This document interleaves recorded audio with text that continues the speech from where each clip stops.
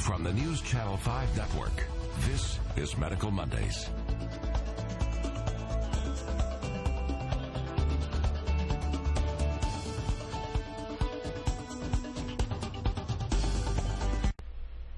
Good evening, everyone. Welcome to Medical Monday right here on News Channel 5 Plus. I'm Casey Mason, and tonight we are talking about the advancements and just better understanding that outpatient knee replacement, the procedures that go along with it, the surgeries, the techniques.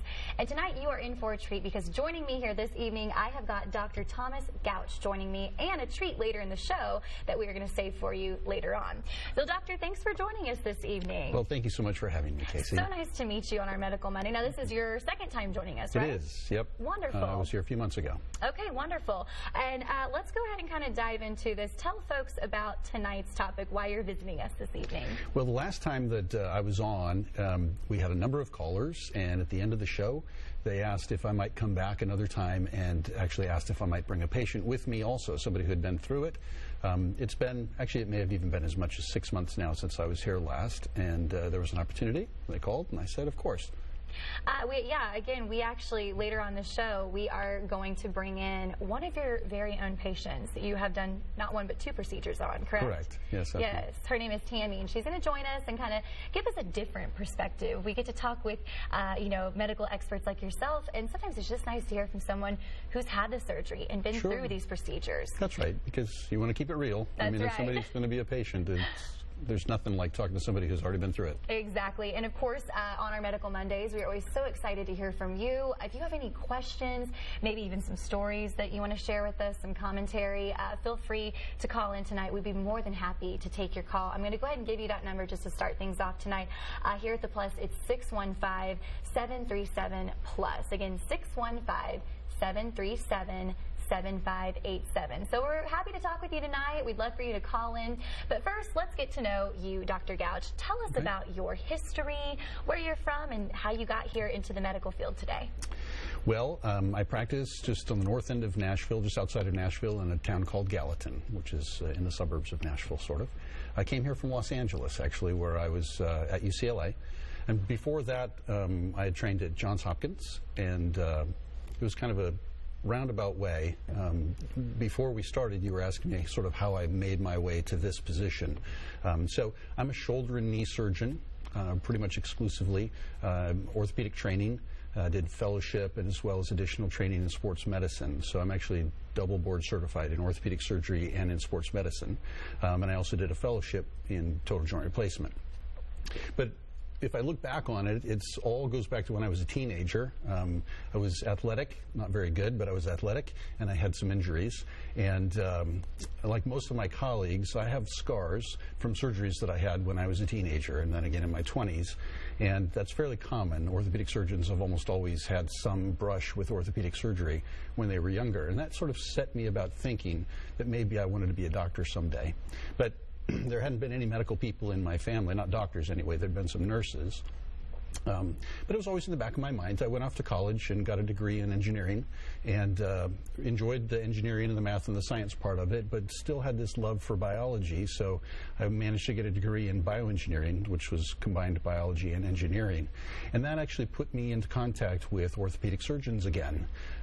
There's a lot of mechanical things that go along, and a lot of research and biomechanical research is taking place in orthopedics, and ultimately led me to joint replacement as a love. So I did research and was fairly successful, managed to get a scholarship to go to Johns Hopkins, and went and did medical school there. Used my bioengineering through my medical training as well, and then thought that I would be a professor of orthopedics ultimately. Got on that academic track, which took me to UCLA, where I was for 6 years. And then a terrible thing happened, really. From the standpoint of my professional career, I started having children, and that reoriented that kind of changed my perspective on what I thought was going to be important in my life. And so the kids became the important thing, and I realized that I wasn't seeing as much of them as I really should and wanted to. So I had to make a decision. And what I ultimately decided was to leave academic medicine and go and find a nice place in the country to raise the family. What better place than Middle Tennessee? We've been here for now 22 years almost. 21 and a half years. And now, where is your practice located so folks can know? It's in Gallatin. Gallatin, wonderful. So it's about 20 miles north. Took me about 20 minutes to get here today. Great, and then later on the show, we'll give folks some information how they can, reach out to that location there, and maybe if they have any additional questions, we have a referral line we'll give you later on in the show as well. I think it's nice, you're going to be hanging out with us for the next hour or so. It's always good to let folks know your history, kind of what led into the field that you've entered. Obviously, something you are passionate about, so we're excited to get to a lot of talking points tonight. One of the first things I want to talk about is what exactly is this, outpatient total knee replacement? What is it? What does it mean? Well, that's a big question. I'm going to answer it a couple of different ways. So the first thing is, what is a knee replacement? What I find a lot of times in talking to patients is everybody knows somebody who's had one, but not very many people really understand so much what it is. In the old days, there used to be a lot that was removed and put back, but in 2018 now, 2017, 2018, a modern knee replacement is really a surface replacement. So we don't take out the whole knee. We basically go in and put on new surfaces. It's a lot more like getting a crown on a tooth than it is like getting a replaced car or a whole new heart or something like that. Yeah, it's something too that earlier when we were talking, this is something that's traditionally performed as an inpatient procedure. And as far as we've come, just the medical advancements and whatnot, there are several reasons why. That's obviously a surgery that took place in 2014, one of your first ones. Kind of take us back through the history and how this procedure has really evolved to become so much better as it is today. Sure. So knee replacements have been being done since really the mid-70s, and there were a number of advancements that took place early on. Those were mostly mechanical kinds of advancements. So they were materials and designs and surgical techniques and things like that. Through the 80s, it started to become fairly mainstream. In the 70s, it was pretty experimental. In the 90s, they really kind of took off and became fairly popular for older people who weren't super active to help them get walking again, typically. Through the 2000s, of course, we've now got people my age and a little bit older who, as a group, tend to want to be much more active. We're into many more things, and because of sports and other activities, people have worn out a lot of joints. But the technology has continued to advance and has gotten to the point now where we can do it as an outpatient. Wonderful. We actually already have some callers on our lines tonight, so I'm going to go ahead and take our first call. Good evening. Can you hear me tonight? Yes. Hi. Wonderful. Hi. What's the question you have for us tonight? Thanks for calling in. Well, actually, I have two questions. My question primarily involves, I've not had knee replacement surgery, but I have had a broken patella, so I'm wondering if I'm in increased risk for the total knee replacement, and if it would be as effective as if I hadn't had anything wrong. But specifically with regard to the patella, I'm probably the only person you'll ever meet who's actually broken both of them on separate occasions, and one surgery went considerably better than the other one in terms of the size of the surgical scar. But beyond that, I noticed a few years after the surgery on one knee rather, and just recently I have developed in my foot a stiffness, and I've got the full range of motion of the foot. It's just that it just feels extremely stiff. So the first thing I did was went to my primary care, knowing that she would have to refer me, and she said, I'm not in any pain or anything. So she said, I don't know who to refer you to. She said, it might be like a podiatrist or something, but I'm wondering if this several years later could be a complication of the patella surgery. All right. Thanks for calling in. Yeah. Great. So those are some very good questions. And as I mentioned, I've been doing what I do now for more than 20 years. And so actually I've seen several people who have broken both patellas, sometimes both at the same time, which is obviously a horrible thing.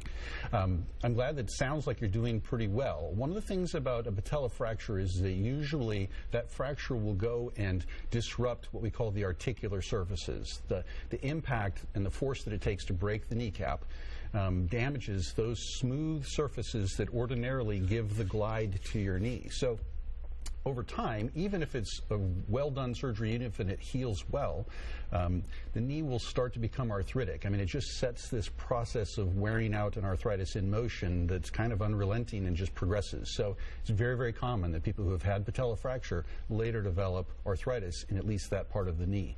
Now, that can have secondary effects. So it can start to affect other parts of the knee. It can make you start walking funny. You didn't mention it, but if anybody ever asks you why you're limping or tells you that you have a limp or you walk walk funny, that can start to affect your foot, your ankle, your hip. I mean, it's all kind of connected in what we call a kinetic chain. So it's not uncommon that people will come and see me with bad knee problems and say, by the way, I'm also having, and it's because secondary things they're compensating or trying to. Yeah, it's all really connected. Right. One's going to affect the other. It's a chain of events. That's right. We have another call that we're going to get to right after the break, so stay tuned. We'll be right back.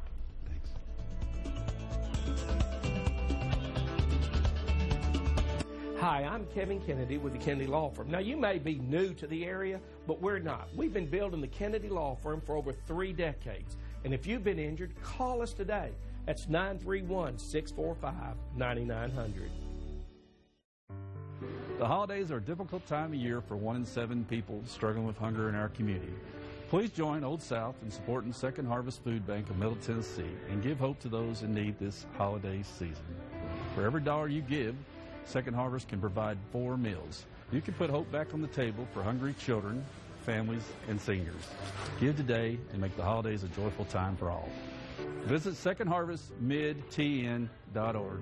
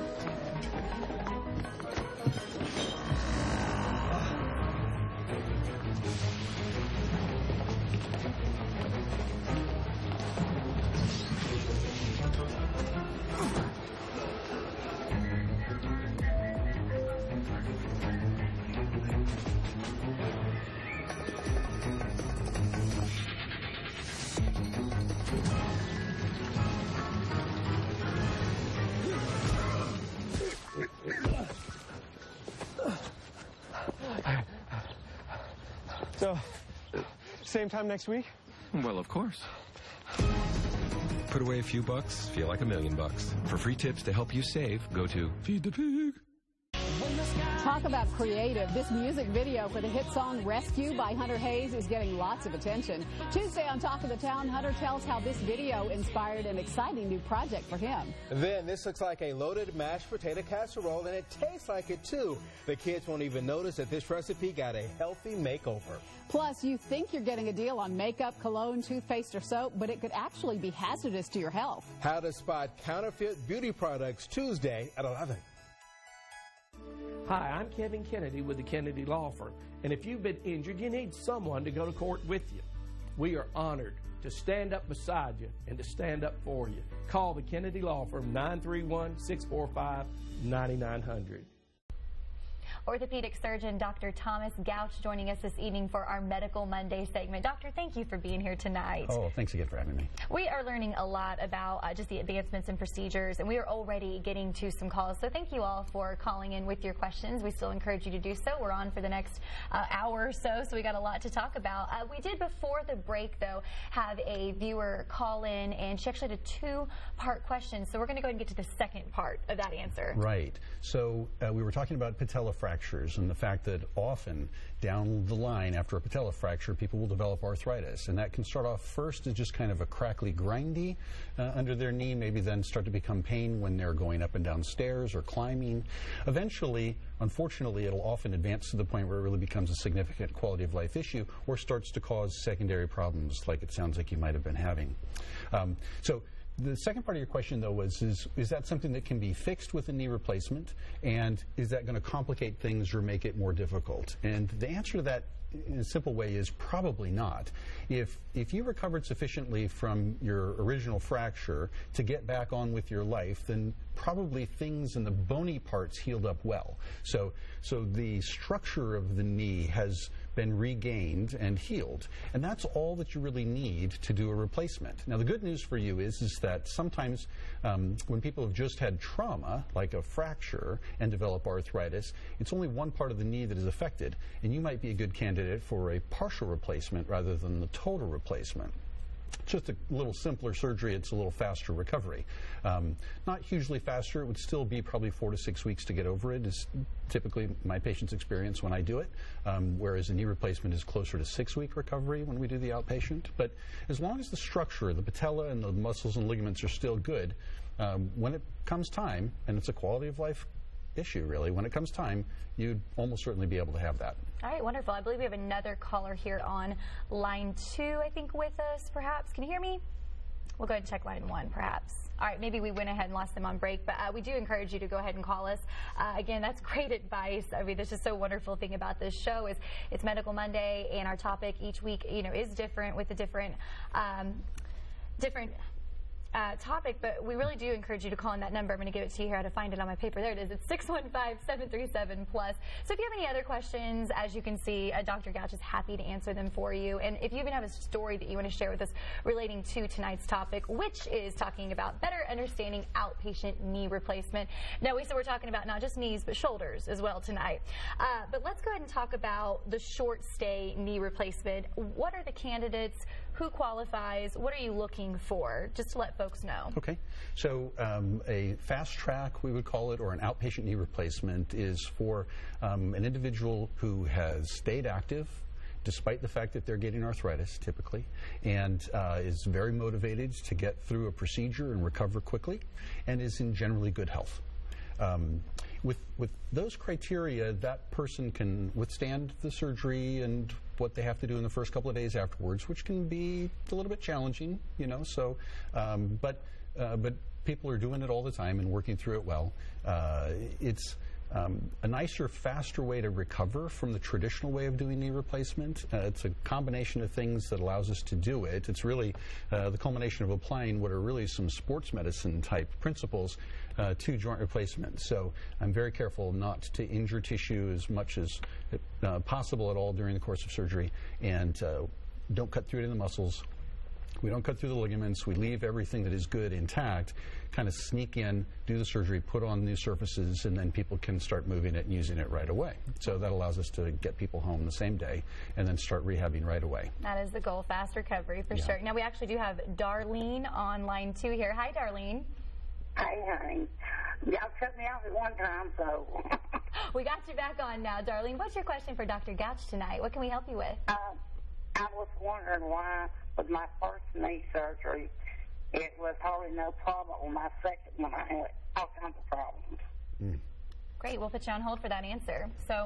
So hard to say for sure, except that sometimes having surgery is a little bit like having kids. One can be super easy and the other one can be difficult. That's a good way of looking at it. And there can just be a variety of other things. I'm sorry to hear that you had a hard time with your second surgery. It's more typical that people are able to get through it fairly, consistently, reliably. But everything is a little bit different. It's not an exact science, case by case, unfortunately. Right. But knee replacement as an operation is one of the most successful things that we do surgically, actually. When we've looked at it across the country, all the surgeries that are done, knee replacement is actually one of the highest yield, most consistently, predictably good things that people can do to improve the quality of their life. Now, earlier you were kind of mentioning the criteria that you look for in a candidate for these types of procedures, and you mentioned we look for a candidate who is healthy. Define what a healthy candidate is. Well, so having a surgery like this, really any surgery, puts some stress on your system. So if people have got pretty significant heart disease, that increases their risks because of the stress of surgery. Similarly, if they've got lung problems, pulmonary problems, that can pose a risk to them. Most people who are candidates for knee replacement and who are being active enough to be bothered by it are usually healthy enough to go through the procedure. But we always check with a primary care physician, or if somebody has a cardiologist, we check with a cardiologist first to make sure that the risks are minimized. Now, I'm curious, this is a personal question here while I got you here tonight. Sure. Your typical patient, Who is it? Or does it just vary? I'm thinking, I thought I saw something where typically women receive the rotator cuff surgery more, and if so, why? Or do you see a lot of athletes, young people who maybe were more into sports as youth and later on in life? Who is your typical patient, or is there a format? Well, the nature of my practice is that it does have a sports emphasis. So I see athletes at a number of different times kind of in their career. I see athletes when they're young and have initial injuries. I see them sometimes when they maybe have a secondary problem that develops 5 or 10 years down the line, or maybe another injury when they're a little bit older. And then, unfortunately, and I put myself in this field too, in this group as well, that the consequences of injuries when you're young sometimes come back to haunt you when you're in your 40s, 50s, 60s. And so a lot of the people that I see for knee replacements when they're in their 40s to early 60s are people who have been athletic in their life and have continued to try to be somewhat athletic as adults. And they've just worn out their joints. They sure have. Yeah. Let's go ahead and take another call. We've actually got Michael on line 1 now. Hi, Michael. Thanks for calling in. Hello. What's your question tonight for us? I have 2 issues. One issue is I have lymphedema, and another issue is I have arthritis. And I was just wondering if you would suggest surgery or just, I guess, bad pain. Thanks for calling. Sure. So, yeah, that lymphangitis that is a tough thing, and I'm sorry that you're having to suffer with that because we don't really have a cure for it yet. At least the vascular guys that are working on it haven't come up with the thing yet. If the lymphedema is severe, then it can increase your risks with the surgery. That's not to say that you can't have it, and sometimes it's one of these trade-off things where you get to a point where the joint is so badly worn out that you just can't go anymore. And if you're not being active, as you know, your lymphedema gets worse. So the ideal thing is to try and intervene before the lymphedema gets so bad that you can't have it, if you're going to. Now, where you are on that spectrum now, obviously I couldn't say. I'd be happy to see you if you wanted to, or you could talk to your doctor about whether he thinks it would be a good idea for you to have something like that. But that's all just to say that that having other diagnoses doesn't necessarily mean that you can't have replacement. We just need to take it into account so that we don't put you at undue risk. Wonderful. Thank you for that question, Michael. We appreciate it. And we now have Randall on line 3. Hi, Randall. Hey, how you doing? Great. Thank you for calling in tonight. What's your question you have for Dr. Gautsch? Well, I just started watching this tonight, and my question is, I've never heard anybody mention total knee replacement if you have arthritis, and I'm 61, be 62, and I have, I guess, some knee problems going on. I really don't know what it's related to other than I'm on my feet all day long. And I never heard anybody say anything about knee replacement connected with arthritis, so I was going to ask him about that. Sure. Yeah, thank you for calling in. Yes, great question. So, although we're talking about knee replacement, the fact is that knee replacement is all the way down the line in terms of treatments for knee arthritis. You hope to not have anybody ever say knee replacement because of your arthritis. Hopefully it won't get to that point, or hasn't gotten to that point yet. There are a number of things that we do first as knees are starting to get arthritic. So there are medications that we can use, arthritis-type medications. There's injections that we can do. A variety of different medicines now are available for injecting to try and push off the need for knee replacement. But unfortunately, the nature of that problem is that it tends to progress with time and use, just like the tread on your tires wears out over time. If it's already mostly worn, it won't be very long before it's completely worn. Just depends kind of on how you use it. It's a matter of time. So as we're living longer and being more active, a lot of people are finding that they ultimately have a lot of pain from their knees that are keeping them from being able to do the things that they want to. And that's when we start talking about knee replacement, when everything else isn't working anymore and it starts to become more trouble than you want to put up with. So the good news is that there are literally almost 1 million knee replacements being done in this country each year now. Within the next 10 years or so, that'll go up to about 3 million, 3.5. I mean, there's a lot of people who've been very active who are outliving their knees. But we've gotten very good at it now, to the point where we can take a surgery that used to require a 3 or 4 day hospital stay, and by various techniques and devices and medications and things, successfully perform that surgery now in the right setting at the surgery center that is built for it, that we've built up in Hendersonville, about 20-minute ride from Nashville, where you can have that surgery and go home the same day, walking on it with your full weight, moving it, and typically recover in about 6 weeks or less. So many great questions. We appreciate you calling, and I hope this is able to help you tonight. And we're going to keep it right here talking about this topic this evening. And coming up after this next quick break that we're going to take, we're actually going to bring out one of your very own patients who herself has been through this, not one but 2 surgeries. So keep it right here. We'll be right back on The Plus.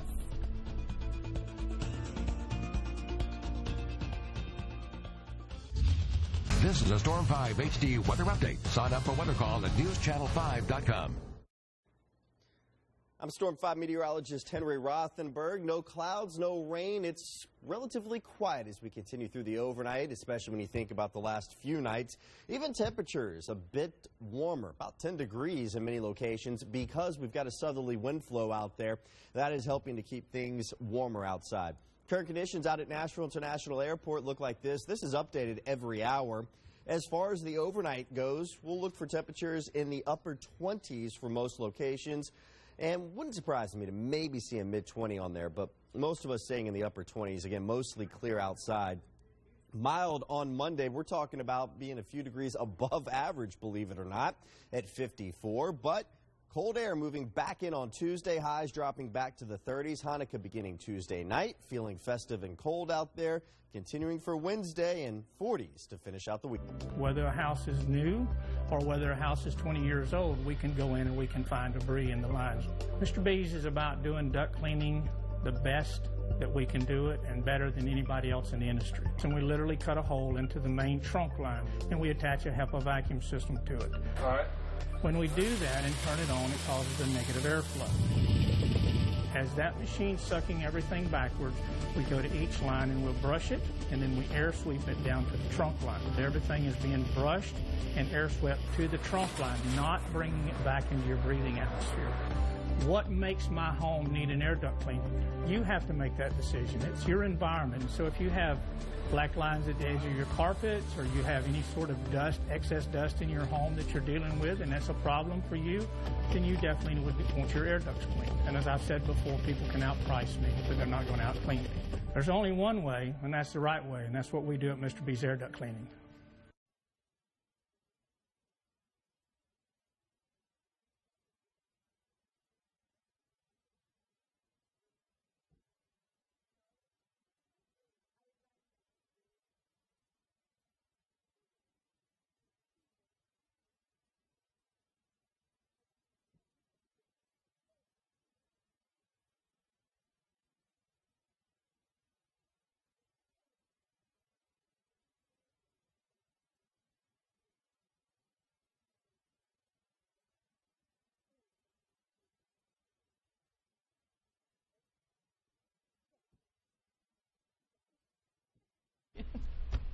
Welcome back to Medical Monday. We're so happy to have you join us right here on News Channel 5 Plus. I'm Casey Mason, and tonight we are so happy to have orthopedic surgeon Dr. Gautsch here joining us. And you brought a guest tonight. I did. Hi, Tammy. This is Tammy. Let's see here, Tammy Weatherford, right? Mm-hmm. Tammy Weatherford. We're happy to have you on. Where are you from? The Middle Tennessee region? I am. You said Gallatin. Gallatin. Mm-hmm. That's right. Well, we're happy to have you on tonight. Thanks for coming out to our station this evening. Thank you for having me. So we have you here for a reason. Dr. Gautsch, I'll kind of let you take it away. How you guys know each other?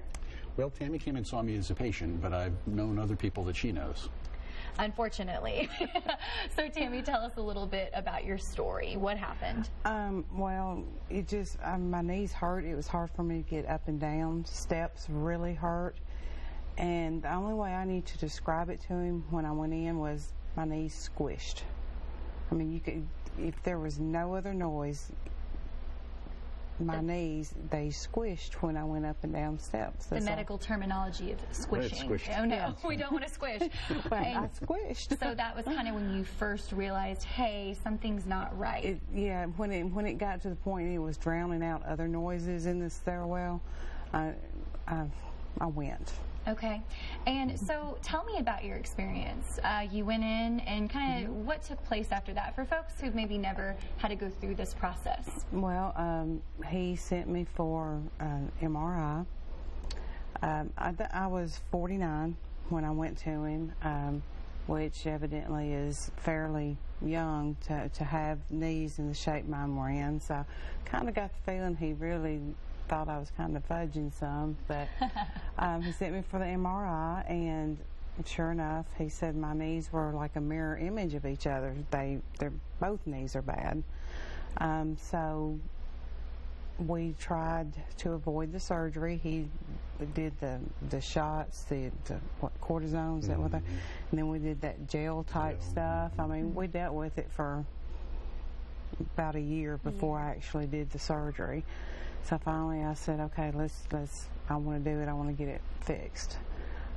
He doesn't like to do both knees at once because I was like, let's just do them both. And he said, no, you know, you run a greater risk of problems if you do them both. So we did the right one first because I'm right-handed. So I thought, well, that'd be the best one to go with. And he sent me to my primary care physician to have the heart and all that done. And I had the surgery on a Thursday.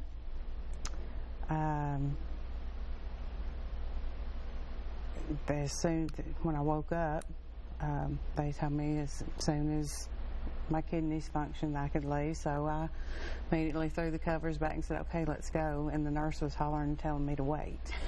You're ready to rock and roll. Yes. Must have been a pretty fairly, you know, normal, standard, successful procedure. And then I went for my first therapy on Monday. They told me to come in on a walker, which I did.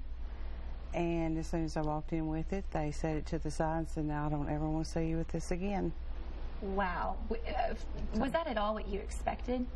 I didn't know what to expect, really. I don't think a lot of people do. Watching tonight's show, I'm sure, you know, this is something a lot of people, unfortunately, will have to face at some point. It sounds like you had a great experience. I did. It was rough. I'm not going to say it was, you know, it was rough. The therapy was very intense, and it was rough. That's all I can say. That's all I can say. It was a lot of work. It's a lot of work. It is. And the therapists hold you to task. Yes, they don't let you wimp out of it. Now tell me about going back in for knee number 2. How was that experience?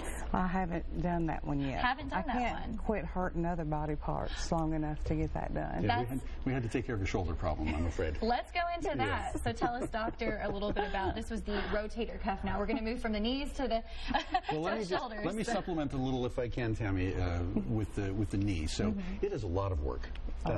And you can tell people everything that's going to happen, and it's still, until you do it, I think it's probably like going through a lot of big things like pregnancy. You might think you know what it's going to be like. Of course I don't, but then you actually have to do it to find out what it is. Parenting, you don't really know what it's like to parent until you have a kid. So, so there's about a 6-week window of time when the scar that's going to forms, and it's super important that we try to gain all of the motion. We can work on strength and endurance later, but we try to gain all of the motion that we're going to get in that first 6 weeks. And that's part of what makes it really intense, is because you're working really hard on getting your motion. And it's like, you know, doing a crash course in yoga. I mean, it's a lot of stretching and things that you take for granted that are nothing, you know, on a daily, it's kind of like learning to reuse them again. A little bit. And it's because it's a new configuration, and also what happens sadly is that often when people get arthritic, their activity level goes down and they lose a lot of their fitness, even if they're trying to be active. And so a big part of the therapy also is getting kind of back in shape too. It's common that people will finish their therapy having lost some weight and not realizing when they first start it how weak they've become. So the therapy is about the motion, it's about strength, it's about endurance, so that you can take full advantage of the new knee. Now, Tammy, I wanted to ask you, after going through the first knee surgery, what's some advice that you have for folks? What is something that you learned and you really just want to share with others? If you could kind of go back and tell Tammy advice before surgery, what did you learn? What do people, they can learn from your experience? I do regret waiting so long to have it done. I hear that a lot with a lot of our Medical Mondays. Yeah, I regret waiting for so long. And another is you need to listen to your doctor. You know, do what they tell you to do. And go ahead and take that answer there with you.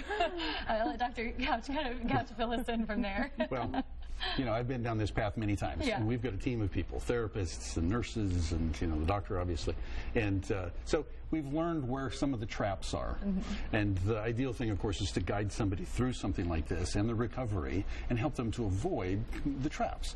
It's inevitable sometimes, and we can still get back from it, but it can go a little better sometimes, I think, if you follow the advice that we give you. I'd say so. We probably should do that. Yeah. But, I mean, if you go in prepared, as Tammy did, and ready, as Tammy was, and in fact, I've never had a patient say to me, gee, I wish I'd have waited another couple of years. I mean, it's almost universal that people say, gee, if I'd have known it was going to be like this, I'd have done it a long time ago. But she's young, and we try not to do it when you're too terribly young. We try to get people to at least 50 if we can, just because we know that they aren't going to last forever. They're man-made mechanical devices. I think we can reasonably expect 20 or 25 years out of a replacement. I think I mentioned to you before that I've been putting them in for more than 20 years now, and nobody has worn one out yet. But they eventually will. And it would be ideal if we could do one surgery one time and have it last the rest of that patient's life, if we could. Now, in truth, the replacements that we're putting in now are modular. You could go back in and replace one part of it if it starts to fail. But we'd prefer not have to do that. So we try to get people into their 50s. If you're in your 50s, certainly if you're in your 60s, there's a very high probability that you'll be able to have that surgery one time, and it'll last you as long as you need it. Understandably. We do have Rusty on line 2 now. Thanks for calling in. What's your question for us tonight? Yes, this is Rusty Wolf. I had a question about knee surgery and knee replacements. Need probably 2 different knee replacements. Yeah, what's your full question tonight for us? No, the question is how I'm 62 and I'm a little concerned about my age. And could I, number one, a lot of people actually do both knees at one time. Yes. And what's the problems with doing that? Or will they normally do that on the replacements? And what's the outlook for that? Well, that's a great question. A couple of questions, actually. So the average age for knee replacement right now has actually come down to about 62. So you're kind of right in there where most people are having replacements. It's become so common that now, if you look at people who are in their 80s, fully 15% of people who are 80 or older have had a knee replacement already, or are going to. I mean, it's just, we're outliving our joints. But as the technology has improved and as our desire to remain active has continued on, despite the fact that we're 60. I mean, here you are 62 years old. Odds are good that your grandparents, when they were 62 years old, were spending a lot of time in the rocking chair. They weren't out trying to do all the things that you're trying to do and want to, and couldn't. But now we can replace knees. So you're right, kind of in that zone where people are needing to get it done. Yeah. So age for you is not a consideration. Doing both at the same time is kind of a mixed bag. So when you do both at the same time, the problem from my perspective is twofold. The most important of which is that the risk of complication more than doubles. So it's not just twice as bad, it's more than twice the risk of having bad things happen. Now, bad things are rare, fortunately, with knee replacement. But the risk of infection or blood clots or heart attacks or strokes is real. It's not zero. And it more than doubles if you do both at the same time. A couple of good studies have shown that. The studies that show any difference show that it's riskier. So I always tell all my patients that. Despite that, some people still say, well, I just want to do both of them at the same time. I'll take my chances. If you're in good health, if your heart's good, your lungs are good, you can do it. Now, you can't do it as an outpatient yet. We've not even attempted it. But when you go to get up, you've got a problem because you don't have a good leg to stand on at first, right? So it's tougher to have both done and to get up and go. And it takes longer. And when I do both knees in a patient, their recovery is often about 10 weeks to 12 weeks long, just because it just slows you down. You get tired. I also have 2 daughters that are about to turn 19. Hello, Sarah and Emily. And they're 2 out of my 8 children, which is one of the reasons I moved to Tennessee. But if you asked them, they would tell you that neither one of them got enough attention. Actually, probably all 8 of my children would tell you that. But the fact is that if you have twins, or 2 that are the same age, it is really difficult to your attention is always divided. And I think when people are trying to rehab both knees at the same time, their attention is kind of divided. Can you do it? Yeah. But I don't see people who do both at the same time hitting the same heights that people who do them staged do. So for some people, we'll do a knee replacement outpatient. They'll go home the same day. By the time that they're about 4 weeks, usually they're recovered sufficiently that that's their good knee. And then we can do the second knee, and we still get, in another 6 weeks, the whole business done in about 10 weeks, and they're better off, and the risks are lower. So that's a long way of saying you can do both at the same time. It's technically easier for me. You're right there. But it's a little bit more challenging for the patient and a little riskier. That's the downside. I like the twin analogy. That was a good way of putting that. All right, well, we're going to go ahead and pause for another quick break. Rusty, thank you so much for calling in. Keep it right here on The Plus.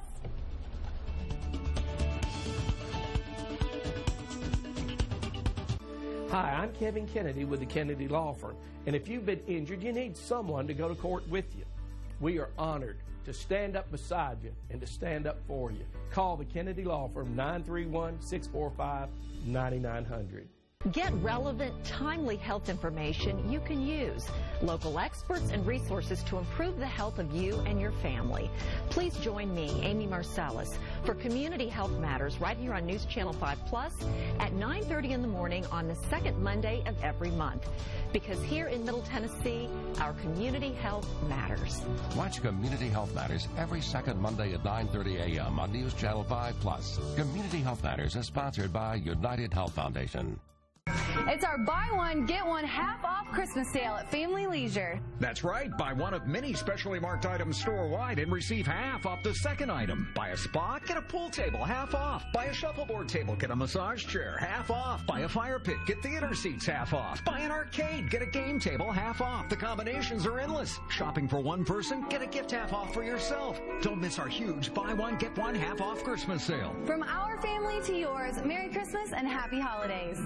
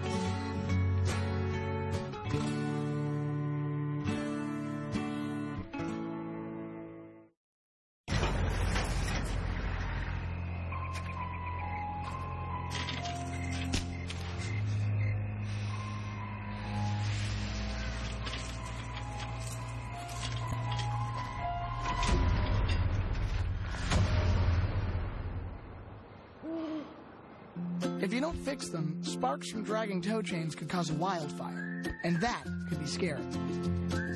Hi, Smokey. Only you can prevent wildfires.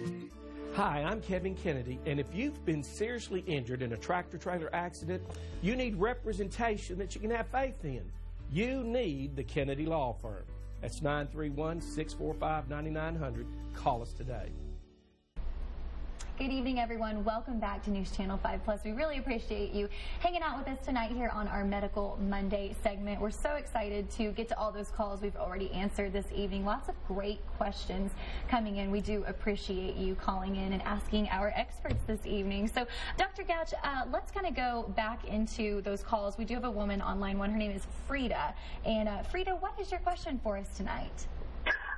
My question is that approximately about 7 years ago, I had a total knee replacement, and now my knee crunches and pops and cracks, and so I went back to the doctor and asked him about it, and he checked it, and he said that it was so full of arthritis and scar tissue that there was nothing that they could do for it. All right.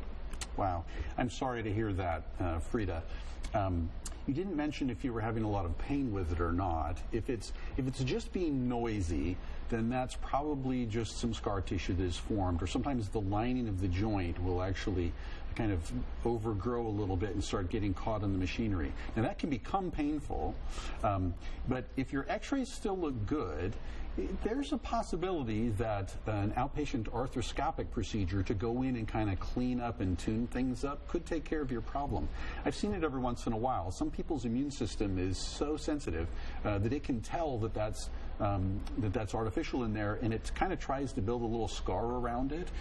It doesn't actually have any impact on the replacement itself. The replacement still functions very, very well, but that tissue can kind of get caught in there, sort of like little nubbins on the inside of your cheek sometimes that you bite down on, and that tissue can get caught. It's noisy, it can be painful, but it's usually easily relieved with a little outpatient arthroscopic procedure. So, I mean, that's guessing. Hopefully your doctor gave you, the information that was good for you for that. Hard for me to know, but I mean, if you'd like, I'd be happy to take a look at it.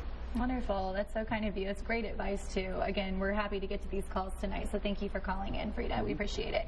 Let's kind of go back to our guest this evening. It's really neat to not only have our expert in the house this evening, but someone you've actually had as a patient, which is Tammy joining us from Gallatin this evening.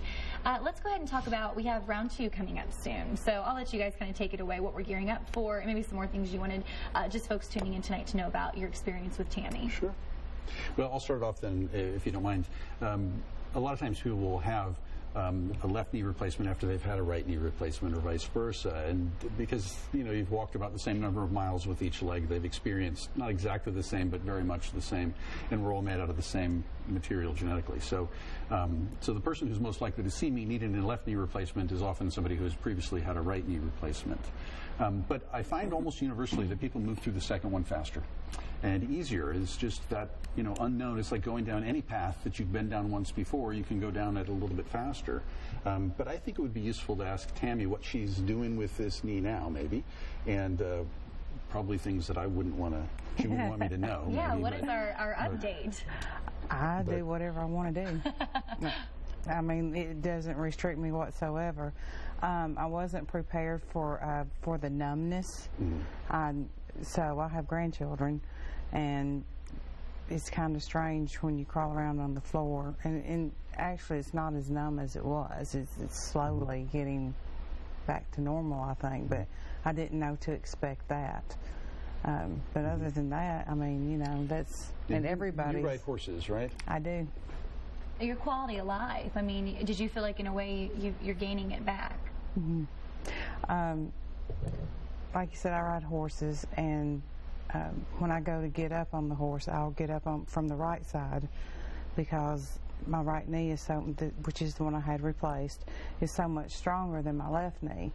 Sometimes I just can't hardly pull myself up at all from the left side, but the right side I have no problems whatsoever. And yes, I get up and down off of ladders and up and down off of tractors, and crawl around looking for things.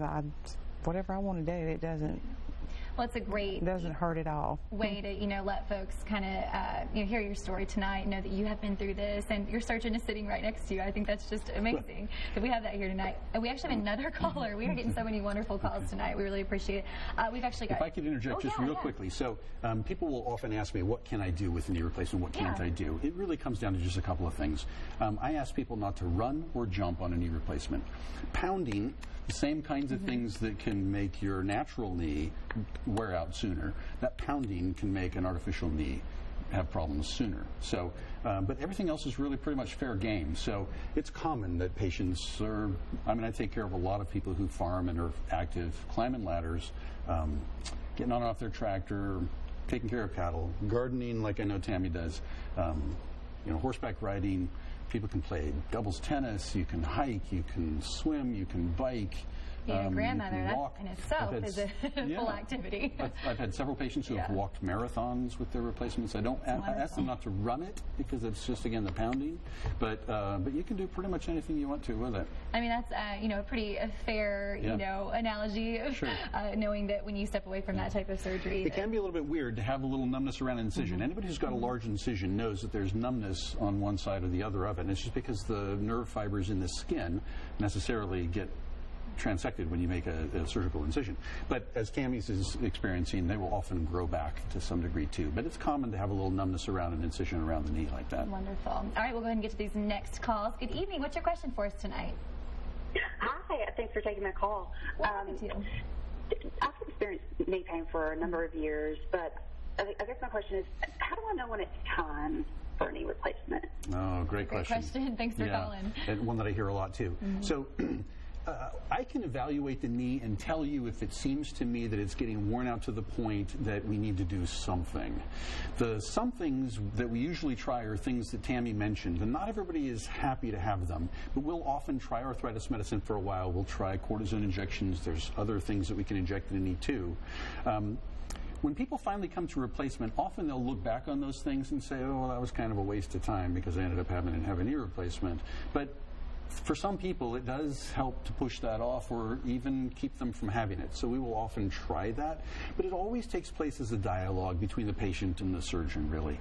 Ultimately, when things aren't getting you to the level of function and comfort that you want, to live the life that you want to live, that's when we often will see patients come in and say, as Tammy did, we're going to stop fooling around with this. I need to be able to do things that I'm not being able to, or that if I try, cause me too much pain. So I just want to go ahead and have the replacement. I mean, it's the definitive thing. Injections will last for a while, months. Even if you get years out of injections or medicines, that's good. But replacements, last for decades. So it's kind of a personality thing, and it's ultimately not my decision. It's ultimately you, the patient's decision. I can tell you what the options are, and patients tell me it's time, or okay, let's try some of these other things first. All right, great. Let's go ahead and get to our next caller on line 3. Can you hear us? Is it, I think we have Tina, is that right, on line 3? We will go to line 2 then. Can you hear us tonight? We'll take one. Hi there, who do we have on the line this evening? Danny. Hi, there we go. I'm sorry, can you repeat that for us? Danny, D-A-N-N-Y. Hi, Danny. Thanks for calling tonight. What's your question for us this evening? I was wondering, why is it some people can run marathons years and years, and some people can't? And these people who run these marathons, they don't have knee replacement, don't have any knee problems at all. Right. Great question. Yeah, that is a good question. And I don't know if I can tell you for sure the way that it is. My father-in-law, who sadly recently passed, was healthy all the way up until he got sick before he died. And he was a guy who would run 7 miles every day since he was in the Army. I mean, when I met him, and then until he was in his 70s, he was running 7 miles every day. And he didn't have knee trouble. There was a time in his life when he ran ultramarathons, so I know exactly what you're talking about. Some people do these crazy things and seem to get by with it.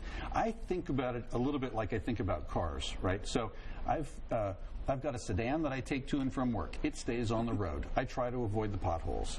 I've got a truck that I take out and do things when I'm going off-road with. If I took my sedan out and did the things with it that my truck does, well, it wouldn't last very long at all. Some of us have got knees that are like Humvees, I think. You can put them through anything and they just keep going. And some of us have got more like, Jaguar or Toyota knees, and they just don't hold up to what we ask them to do. Some people are lucky genetically. Some people have got a full head of hair when they're my age. I guess don't. It's up to those good old-fashioned genes. So we're going to pause for one more quick break. Keep it right here. We'll be right back with those questions answered on the 5 Plus. This is a Storm 5 HD weather update. Sign up for Weather Call at newschannel5.com.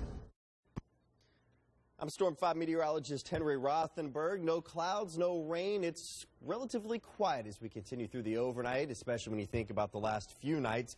Even temperatures a bit warmer, about 10 degrees in many locations, because we've got a southerly wind flow out there. That is helping to keep things warmer outside. Current conditions out at Nashville International Airport look like this. This is updated every hour. As far as the overnight goes, we'll look for temperatures in the upper 20s for most locations. And wouldn't surprise me to maybe see a mid-20 on there, but most of us staying in the upper 20s. Again, mostly clear outside. Mild on Monday. We're talking about being a few degrees above average, believe it or not, at 54. But cold air moving back in on Tuesday. Highs dropping back to the 30s. Hanukkah beginning Tuesday night. Feeling festive and cold out there. Continuing for Wednesday and 40s to finish out the week. This holiday season, give hope to those in need by supporting Second Harvest Food Bank of Middle Tennessee. All gifts to Second Harvest will be matched up to $700,000. Every dollar will provide 8 meals. Give today to double your impact on hunger. There's no single answer to securing your financial future. You need to look at it from every side. Get dependable advice you can count on every week with the Retirement Report on News Channel 5+. Experts on finance, taxes, and the legal system are ready to answer your questions. Don't wait to make a plan for your money. The Retirement Report, Friday mornings at 8 and at these encore times on News Channel 5+. This holiday season, give hope to those in need by supporting Second Harvest Food Bank of Middle Tennessee. All gifts to Second Harvest will be matched up to $700,000. Every dollar will provide 8 meals. Give today to double your impact on hunger. Well, we've had such a great discussion tonight with orthopedic surgeon Dr. Gautsch this evening, and of course your patient that you brought. Thank you for joining us, Tammy. Thank you. We heard some great stories from you this evening about your personal experience, which you just, shared that with our viewers, and that means a lot to folks. Doctor, any final thoughts about tonight's topics? We wish I had more time with you, but unfortunately, it is a lot to cover. If you're interested in this, people who are smarter than me have created a website for us. It's at www, or I guess HTTP, whatever you do, southern-sports.com, and there's a lot more information there. I limit my practice to shoulder and knee problems, so I'm happy to see anybody who might be interested in coming in and talking further about this or getting more information. We can send you information. The most important thing to me really is that people are involved in their decisions for health care, make good decisions. I'm not going to make decisions for you. I'd be happy to help guide you through it and to it. I can put you in touch with other patients like Tammy who have been kind enough to volunteer to talk to people who might be apprehensive a little bit about going through it. I know that Tammy is getting ready to have her other knee done as soon as she's able to work out the logistics of it. It's a calendar issue, is often the case, but it's really very satisfying for me to be able to do this for people because it really can make a very positive difference in people's lives. Well, there you have it. We appreciate you joining us tonight, and thank you so much for tuning in to our Medical Monday. We'll keep it right here on Channel 5+.